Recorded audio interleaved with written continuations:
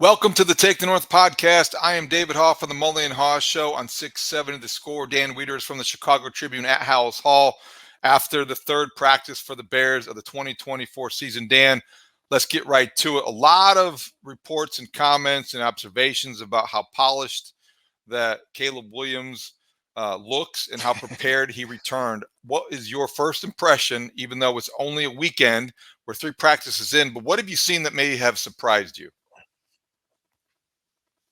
Yeah, I don't know if surprise is the right terminology for it, but I'll just say this. Number one, the 3 practices that we've had so far have been light, no padded work yet until later in the week. There's a lot ahead of us to truly test where this rookie's growth is at. But there are things that he shows on a daily basis, David, that lead you to believe that there is special within him. And I had tweeted that out on Monday morning during practice after one particular rep where Caleb Williams felt pressure off the edge, decisively and quickly climbed the pocket, had his eyes up the whole time, ripped a throw down the middle of the field to DJ Moore, who had broken free against safety Kevin Byard about 20 plus yards down the field. And it was just one of those moments where if you spent a lot of time covering this league and you know what top tier quarterbacking looks like, it was like, oh, that's it. It's just the ability to move within a pocket, to keep your eyes up, to be decisive, to be quick and throw that. Now, I brought up another example from Sunday's practice where it was just a simple bubble screen out to the right to DJ Moore, and just the quickness with which Caleb took the snap, got rid of it, found the right arm slot to throw it from, got the ball on target to DJ Moore, and the play was allowed to unfold and resume the way it was supposed to. It's just, again, another one of those things where you're like, people talked about this in the pre-draft process, the quickness of his hands, his ability to work those things. There's day by day, there's little examples of things that lead you to believe that all of the endorsements of his talent are justified and real. And now, as you know, as well as anyone, it's about stacking and stacking and stacking and creating consistency. Some of those little things and examples are things that maybe we in the media or fans don't even see on typical Sundays, but I think are help lead to success, and players know. And this relates to the cadence, the operation, the things that go into being an NFL quarterback that sometimes we take for granted. By all accounts, that those are kind of things that we came out of OTAs hearing about. Maybe it wasn't as smooth or as polished, certainly as you would get from an experienced quarterback. But based on early returns, it seems as if Caleb Williams spent the time off, the 4 or 5 weeks between the end of OTAs and the beginning of training camp, working on those kind of Right. things, the command of the offense, the operation overall, so that it doesn't appear like this is an operation being run by a rookie. That's big. Well, that's the other part of the kid that is special to this point, and you've heard that all throughout the building. In just terms of his grand ambition and the way it's backed by a daily work ethic to go and take what he needs to work on and really work on it. And so you heard from Matt Eberflus and Tevin Jenkins on Monday afternoon saying that the cadence issues have been ironed out, that they're improving. There's obviously still some growth needed in that area, but they feel like night and day from where it was during the OTA portion of the offseason program. And then you just think about all of the work that Caleb has done to, one, create connections with his teammates, which then allow you to kind of create that chemistry and that bond there. And one of those connections that he made while staying at the Forrester Hotel down the road from Howells Hall here was one with Keenan Allen this spring. And he detailed that the other day on reporting day at training camp and saying that, look, there were many nights where they were in the hotel together, playing Monopoly Deal, watching the NBA playoffs, and then interspersing that with some, playbook essentially flashcards to each other. Caleb would call out a play, Keenan would draw it up. Keenan would call out a play, Caleb would explain what was going on. They talk through the nuances of the play, the route progressions, the route combinations, and then try to figure out what you would do to adjust versus various coverages. And so every little bit of work that goes into this, every little bit of connection and trust that's built will only enhance the chance for Caleb Williams to have the success that he wants to have. Right now, all it is about creating the chance to capitalize on the opportunity here. And I think the Bears and Caleb Williams, to their credit, have done a great job. That's a good use of their time. I mean, in the off time when they're stuck in the same hotel, trying Yeah. to kill time and using it wisely. All right, so we're going to hear from Caleb Williams in a bit. We're going to hear from him after he reported and what he had to say about learning process and what's ahead of him. We're going to hear from Tremaine Edmonds. We're going to hear from Jaylon Johnson. Dan, before we do, I wanted to get into some of the offensive lineup things that maybe have been addressed already. Matt Eberflus spoke about the rotation at center. Tevin Yeah. Jenkins addressed the value of Ryan Bates. So I think that when you look at the Bears' offensive line and this offensive operation, it will all start up front as usual, as it does for most teams. Let's start with the left tackle position because Braxton Jones on day 2 was rotated in and out. Larry Borum saw some time there. Is there any reason for concern? Is there any injury issues that linger for Braxton Jones? Well, listen, like Braxton Jones is going to be limited during the early portion of training camp. Matt Eberflus said that out loud, and he said that it's nothing to worry about long term. Okay, we'll be the judge of that, as you know, right? Like you need to see a guy practicing on a regular basis to really believe that he is going to be healthy for the long haul. So I always have concern when a key starter is dealing with an injury issue, particularly at a point where they haven't gotten into the contact portion of training camp yet. They haven't gotten into the padded portion of training camp yet. So keep an eye on that as August unfolds and as we get into game action next month, and we'll kind of see how that goes. Then you talk about the center position, and you've got this competition. They've deemed it a competition between Ryan Bates and Coleman Shelton. Ryan Poles, I think, was a little bit more calculated in saying, look, like we are really trying to fortify our depth, particularly on the interior of the line, so that when we do have the inevitable injury issues, that we feel better about our ability to adjust and adapt there. But so far, we've been through 3 practices here at training camp. It's been Bates and then Shelton and then Bates again. And so it seems like there's going to be a day-by-day rotation on who takes the snaps with the first unit offense. And then over time, Chris M asked a good question on Sunday to Shane Waldron saying, at what point do you want competition to take a back seat to continuity, right? So that your quarterback can start to get used to taking snaps from the same guy every single day. Shane said that was going to come in the future here. And for right now, they feel really good about the healthy competition. So that's the setup they have. How much value do you place, or do you think the Bears will, in the fact that when you hear a guy like Tevin Jenkins, who has been now here, seems like a long time through several different iterations of offensive coordinators and whatever, Yeah. but he mentions Ryan Bates and the value of his vocal impact, how he made such a quick adjustment, even though he's the new guy, he's been around the old guys, and he has maybe emerged as somebody who isn't afraid to speak up and isn't afraid to point out who to block. That is kind of what you want from your Yeah. ideal center. Do you think that gives him any kind of advantage, even though Shelton comes in probably having more experience at the position? Well, yeah. I mean, look, you want your center to be a take charge kind of guy, and so for Ryan Bates to be able to get comfortable doing that very quickly in his time with the Bears is going to be something that he can play as a strength, and then it'll just be a matter of who can stay the healthiest through training camp, who can be the most productive, and who can create that cohesion up front. We've talked about it all the time about the need to just have a little bit of comfort and confidence in your offensive line so that the rest of the offense can just go about doing its job. And with the arsenal of skill players that they have now on this offense, you want to make sure that you're not worrying about the offensive line every day and you can just get the ball into the hands of a bunch of guys that have proven track records of doing wonderful things when they get the ball in their hands. The offensive lineman most asked about from sports talk radio callers or texters or tweeters is Nate Davis. The mystery first season in Chicago didn't go as planned. This year is year 2. Fresh start. Is he there? What do you think? Yeah, Nate Davis has been on the practice field here since camp began. Again, as I'll point out for this first stretch of training camp, we don't have the pads on yet. We don't have the true grind of training camp kicking in yet. You have to remind yourself as a beat reporter sometimes that this isn't the old days where you basically got 2 pretty good up-tempo days of practicing, and then the third day was full contact, ready to go, padded practices. Now there's a full stretch. The Bears will go 4 non-padded practices and a day off before having their first padded practice. And the first 2 days, Saturday and Sunday, were barely over an hour.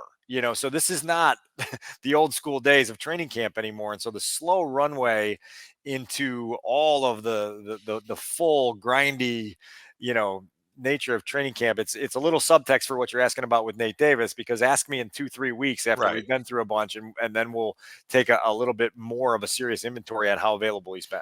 And the same will be true almost with everybody we look at. But Roma Dunze missed the first practice, came back day 2. I thought it was most telling about Roma Dunze this week that we heard from Keenan Allen. Keenan Allen is likely going to the Hall of Fame.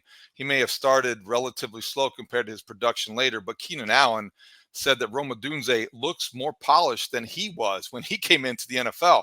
That's high praise. And I just wonder your first impressions of Roma Dunze. I know the pads aren't on, but has he continued the growth that you saw during OTAs and minicamp? No question. And like Rome's, one of his great strengths is just his feel for the game. And he's got such a good football intellect that he can then apply on the grass, and you see it show up. There was a play today in 11 on 11 where Caleb hit him down the left side of the field deep going toward the building at Haugh, and it was one of those like sneak preview moments, right? Like if you're Chicago Bears social media and they're probably busy at work as we're recording this, you put that in a trailer, and you say like, let's put that out there and show the world what we think is the future for these two guys.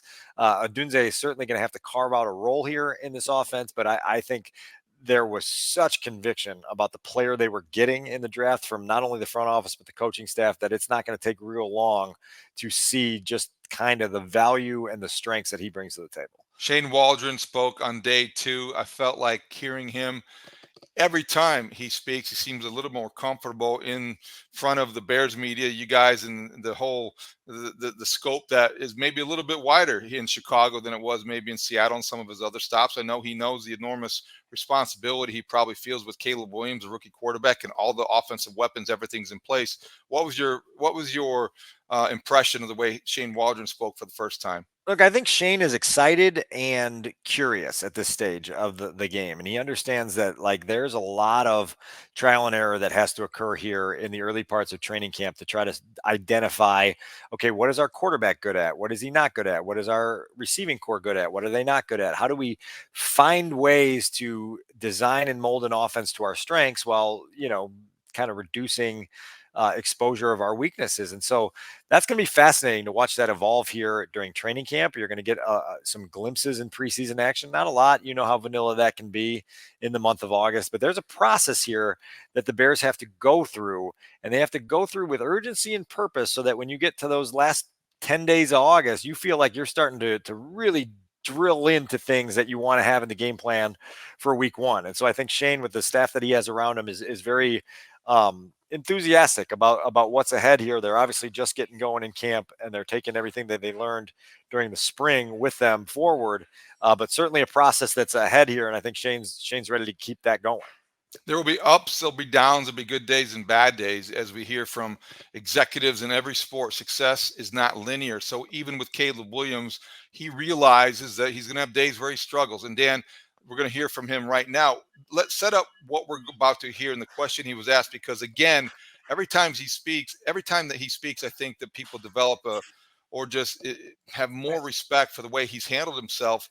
How would you describe what we're about to hear? Yeah, well, with just what you said right there, Ryan Poles has talked about this really since the combine, and that when you get around Caleb Williams, he just leaves you with a feeling of confidence because his confidence is infectious. And so that's there. Part of his confidence is what he believes he's capable of accomplishing as a football player. And so when you stand there on draft night in front of a group of reporters and you say, I want to be the best to ever play quarterback in the league, I want to fill Haugh with Super Bowl trophies, I want to be immortal, in his words, like you have stated a goal that's pretty grand.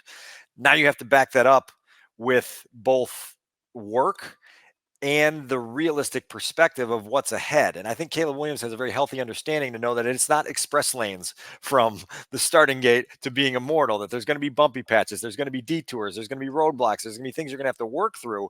And so he was asked when he reported at training camp on Friday, David, how he's going to balance those things that want to be great while understanding that there is a perspective needed to kind of handle the inevitable bumps in the road. Here's what he had to say. I've kind of put myself in this position many times before I became a Chicago Bear on the 25th of April, and then now. So, it's just kind of seeing it before it happens, and like I said, just keep progressing, understand the position I'm in, and keep going. I love that he knows the exact date that he was drafted. I think that it's a small thing, but it's exact. It's detail oriented, and it meant something to him. And I think that's what you like to hear. Yeah, he also talked about not having self-doubt and not letting that creep in when you do get frustrated. For a guy with perfectionist tendencies, you can have almost a trapdoor or an Achilles heel of being too hard on yourself when things get rough. And so I think Caleb is sort of reminding himself daily that you got to just wash that away really quickly and move on to the next thing to try to make sure that you continue to make the right progress. I really liked what DeMarcus Walker had to say when he spoke Monday about Caleb Williams, getting to know him. You have to sit down in the cafeteria to get to know him. And he blamed the LA mainstream media, I believe, the big mainstream media conglomerate out there. I just think that hearing DeMarcus Walker say what he said kind of shows you that Caleb Williams has come across with more humility than maybe some people expected. And that goes a long way in an NFL locker. We talked about this a lot before we even knew what to expect, but I think that everyone has been surprised by maybe how humble he has been given how the celebrity status that he brought to town. It's humility and it's self-awareness, right? And like I can speak from my own experience of going to Detroit on draft week and spending time around him at that Play 60 event, and then a little bit more the next night on the red carpet and after he was drafted, and just walking out of that building that night and being like, man, like this guy is much more at ease and much more relatable and much easier to connect with than I anticipated him being. And so I think that's been an experience that a lot of guys in different forums have had. And, we've seen that be kind of vocalized by so many members of this Bears football team, whether it be a coach or a player or a front office exec, that he's really left an impression. Let's move to defense, Dan, because the other side of the ball, there's some things happening. Let's look off the field because we talk about the edge rusher opposite Montez Sweat. Yannick Ngakoue scheduled to meet with the Dolphins on Monday as we speak. Emmanuel Ogbah, another guy on the list, could also end up being looked at by the Dolphins because they have a situation with Shaq Barrett retiring unexpectedly. Now they're in the market for their own edge rusher. They have familiarity with Ogbah, and they might have money to spend on Ngakoue. The Bears may end up with the other guy, perhaps. We don't know that. But both those developments are pretty interesting for a team that is in the market for, or definitely understands the need for an edge rusher. It's fair to say in the market for. I think so. I think Ryan Poles continues to browse and figure out what's out there. But this defense, I think, came into camp with an obvious confidence, and rightfully so, with the way they finished last season and the way the production went up after Montez Sweat arrived, and the points per game allowed were way down, and their takeaway totals went way up, and their sack totals and their pass rush pressure rates went way up, and you see a group that feels like they accomplish some meaningful things in 2023 that can help them in 2024. You talked about Tremaine Edmonds being a key leader of that defense. Well, I asked him on reporting day on Friday what he thought was the breakthrough in 2023 that applies to the start of 2024. And his answer was very quick and it was very to the point. And here's some of what Tremaine had to say.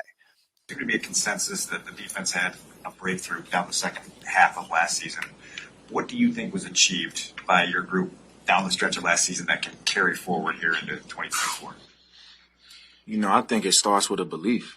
You know what I mean? It's a simple answer, but at the end of the day, it's a belief that, we can be as good as we, say we could be. And, I think that we've shown that. And, I think that was an accomplishment, man, because, obviously when you bring in new pieces, it's, you have that question, how good can we really be? But, obviously when you show a glimpse of it, you show, what you can truly do. You have different guys making plays.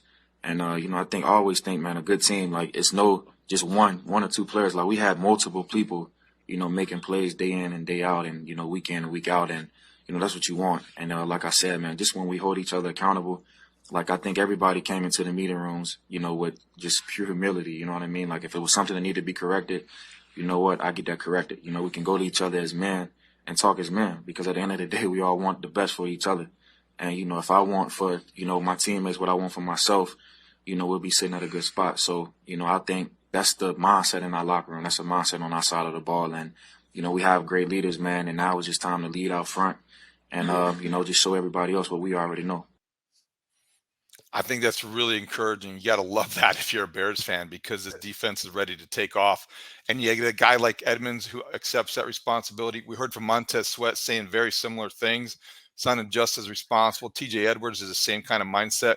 This is a unit that is just understands what's at stake and doesn't feel phased by the responsibility. The coolest part of that answer to me is that it's plural. They have leaders at all three levels of the defense. They have playmakers at all three levels of the defense. Plural, plural, plural. You've got guys, and you look all around that defense, and you go, it's just a matter of who on any given series that's going to step up and make that big splash play. And so when you have that, we heard from Kyler Gordon on Monday afternoon here at House Hall talking about the secondary cohesion and how easy it is to lock in on your own job when you have full faith that the guys around you are going to do theirs. And so when Kyler looks to his left and sees Jaylon Johnson, and across the way he sees Tyreek Stevenson, and behind him he knows he's got Brisker and Kevin Byard, he feels like all I have to do is lock in on my responsibility on this play.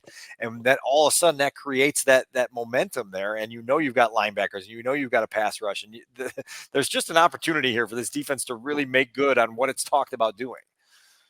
And Tyreek Stevenson came through in a big way with a loud play on Sunday, intercepting Caleb Williams in a 2-minute drill. And that was a terrific play by Tyreek Stevenson, who's in for a big year. But what we're talking about, to stay consistent with that theme, Jaylon Johnson knows and understands and embraces the leadership role as much as as much as Tremaine Edmonds that we just heard from, as much as Montez Sweat that we know what he said. But Jaylon Johnson, did you ask the question about Jaylon Johnson and how he feels about leadership? I did, and there's kind of a two question, two answer back and forth with Jaylon, just kind of talking about some of the next strides that he wants to take. Look, he was a Pro Bowler last year. He got his new contract. It seems like there's a lot of boxes that were checked in 2023. Well, Jaylon's the type of guy that every time he checks a box, he just adds another one to the list because he's always aspiring for more. And so leadership is part of that. Here was some of the back and forth about the growth he hopes to make as a leader of this football team. I feel like, for one, I feel like it's about action. I feel like you said, from day one, I feel like I've done things the right way. Even with the old regime, I came in, learned, made plays, came in and took that role over after Kyle Fuller left my first year, going into my second year, coming in, having the new regime, adjusting, adapting, stepping up, still continuing to make plays at a high level. I feel like for me, it's carrying guys along to do the things that I've been fortunate enough and blessed enough to do. And I feel like for me, I got to push myself to be a more vocal leader, to be able to go out of my comfort zone and even push people out of their comfort zone to continue to be better, continue to better themselves, because I know I can't do it on my own. I feel like it takes everybody, and it takes me having to be uncomfortable as a leader to be able to push those around me. So what do you want to do more as a vocal leader? Like what does that look like and sound like as you go forward into this season in terms of using your voice to help bring the team along? I think it was funny, I talked to Brisker about this the other day. I feel like just talking to people in groups and not kind of individual. I feel like a lot of times I'll go and pull a guy aside, or I'll talk to people individually, but it's like I got to talk to the group more. I got to talk to the team, the unit, more so than just kind of talking to Tariq, or more so talking to just Jaquan on in different settings. I feel like more so the group has to hear my voice. So I feel like that's something that I'm looking forward to doing, allowing the group to feel my energy, allowing the group to feel where I'm coming from when I'm speaking and seeing things that I see, just being more vocal in a group setting. They've got leaders. They've got responsible players. You got veteran experience. Heck, Jaylon Johnson threw in a Kyle Fuller reference. I had forgotten that they had played together, but that's how long now he has been here. A young veteran that's getting paid and understands the responsibility. Brisker has the same qualities. Byard has the same qualities, and you like what you see in the secondary, which I think could be the strength of this team. It's so funny you mentioned that, because Jaylon is a 2020 draft class guy, and so it's easy to forget now because it seems like the distant past. But he came in when Khalil Mack was part of this defense, when Akeem Hicks was running around, when Danny Trevathan was still a part of this football Robert team. Quinn. Yeah, and there's ties to that whole era, and he speaks with great fondness of being around those guys and understanding what that defense had accomplished before he arrived. And now this new version of the Bears defense seems ready to have a similar breakthrough, and to have their moment where they tell the rest of the league, look, again, we've got playmakers and leaders on all three levels, and we are going to be one of the best defenses week in and week out. It's going to be fun to see them try to clear the bar that they've set for themselves. And I think it's very realistic that they can. Speaking of the secondary, Jonathan Owens, a backup safety special teamer who is married to Simone Biles, got clearance to leave camp to go watch her perform in Paris for the Olympics. I think there might be some Meatball Bears fans out there that have an issue with that. I don't think most people will. But Matt Eberflus addressed that on Monday. What do you think, and what did he say? Yeah, I'm checking because I have an update here from a Bears spokesman. It says Owens will be excused from camp from July 29th until August 3rd. And so those will be the dates that he will be missing, obviously over in France watching Simone perform. And I think it's cool. Listen, the Bears got an extra week of training camp. He can squeeze in the mental reps on the plane rides back and forth. I think it's cool that they appreciate his desire to be there in a pretty special special setting and just a unique circumstance. And when you take care of your players, that they'll more often than not come back and take care of you in other ways. And so, So he'll miss the game. He'll miss he'll miss the Canton game. Yeah, you won't be able to visit with them at the steps of the Pro Football Hall of Fame. I know you were looking forward to that. But maybe we can do a Take the North pod while watching Simone perform from down there. And that would be great at a sports bar. And yeah, that would be cool. Maybe we'll look into that. I'll have to get our score people on that. All right. Kind of a quick run through the first weekend of the Bears practicing back at Haugh Hall. Any other observations? Anything else, Dan? How the crowd's been? And before we wrap this up, what's a big thing to look for next? No crowds yet. First three practices, not a single crowd member allowed into the facility. It's been really refreshing to be a media member and have your pick of seats and to be able to just kind of kick back and relax and not worry about people in the stands taking videos and then proclaiming that a certain player is headed to the Hall of Fame. That's coming. They'll have a community invite day on Tuesday. That'll be the first sign of fans in the stands here at Bears training camp. The first public practice, I believe, is later this week that will be open. I have to triple check that. But the other impression that I have, David, is just some of what we heard there from Tremaine Edmonds and Jaylon Johnson. This team has a lot of good spokesmen, and you just feel like the voice of this team is in a really good place right now. It only counts for so much. They got to win games on the football field, but it's been a treat every day to have these back and forths with guys that are really, really confident in who they are, really, really capable of sharing the message and their sentiments pretty honestly. And so I'm looking forward to covering this football team because honestly, you go about 12 to 15 deep on guys that really, really are fun to talk to and are interesting to talk to and are introspective when you talk to. And so it's going to be a good run that's hopefully matched with some on-field success to make all the fun go around. And they have something to say. Matt Eberflus referred to it on day one. When you walk into that locker room, it's full of high character guys. That's not by accident. That's by design. And I think you have to give Ryan Poles credit. Can they win? Obviously, we'll measure him by the results. But this looks like the kind of Bears player. There is a prototype. Now there is a fit. And I think that is progress. And that is going to be a lot of fun, as you say, to follow. All right. We will wrap things up for this edition of Take the North. You can get us on your free Odyssey app or wherever you get your podcasts. You can watch us on the 670 Scores YouTube page, and we'll be back as news develops, and news is happening fast. There's a lot of progress being made on the practice field. So for Adam Sudzinski, our producer, Dan Wiederer, our guy on the scene at Haugh Hall, I'm David Haugh from the Mully Haugh Show and 670 The Score. Thank you for listening and watching the Take the North podcast. Great talk. See you out there.